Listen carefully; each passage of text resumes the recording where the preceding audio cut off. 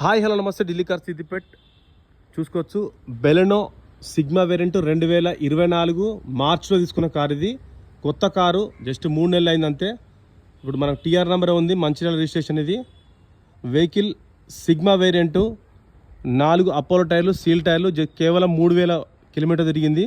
On service record. ముందు బంపర్కి చిన్న scratch పడ్డది, అది కంతే తప్ప ఎక్కడ కూడా డ్యామేజ్ లేదు. మనకు యాక్సెసరీస్ అన్నీ వేయించారు, డోర్ వైజర్లు, క్రోమ్ గార్నిష్ ప్రతి ఒక్కటి వేయించుకోవడం జరిగింది.